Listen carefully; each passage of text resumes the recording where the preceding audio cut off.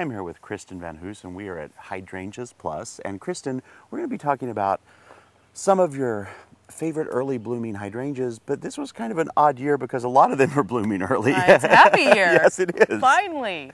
But this is one that's early most of the time. This is Japonica Coerulea. It is one of the Michael Haworth Booth varieties and has been around for years and years and years and years. And I love that a lot of the hydrangeas now not only have beautiful blooms, but the leaf coloration is so dramatic with them too. That's right, and this year it's even been a little bit more. They think that it's fall. Yeah. So some of them have actually started to turn a little bit burgundy a little bit earlier than they typically would. Well, but here's the good new green growth yeah, versus some of the older growth that is starting to get some red color on it. Really, really dramatic and beautiful. And this will age blue. It starts off white and then ages blue or pink or purple depending on the pH of the soil. So that's another reason it's one of my favorites. And it doesn't look like it's going to be a massive one. Or is that just a pruning thing? Well, we have pruned it pretty hard, yeah, but it's only a couple years old. Beautiful. Now, for something really completely different is going to a beautiful climbing hydrangea. This is Schizophragma Roseum. It's, to my knowledge, I think it's the only hydrangioides or hydrangea that is not white. Yeah. So it's exciting to see something besides a white lace cap bloom. And just because the name is Schizophragma, it's in the hydrangea family still. It just has got a different botanical name on the front there. But I love the almost, it's almost like a soft white that ages to that pink. It really is beautiful. It is beautiful. And look at the new growth. You can see this one, again, it's not too many years in the ground, but look at the new growth. Yeah. This is all new growth from this year, and look how red it is. Absolutely beautiful.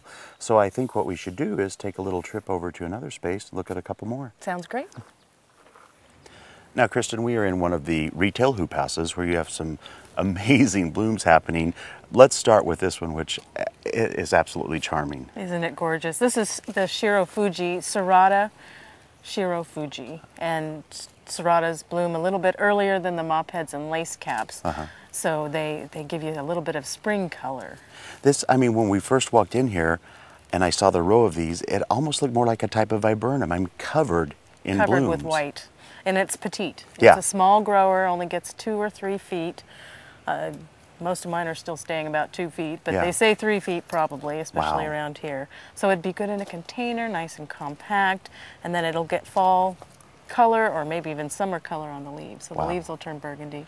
Just a whole, it's every season is an event.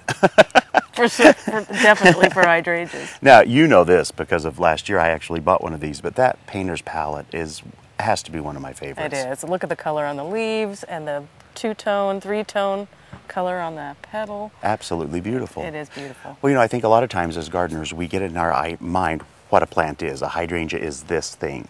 And we forget that there's a vast amount of hydrangeas and really very different. Very different. Yeah. Foliage, color, blooms, size. Well, if you love hydrangeas, and I can't imagine why you wouldn't, and you want to find out maybe some that you're not so familiar with, no place better to go than Hydrangeas Plus. What's your website?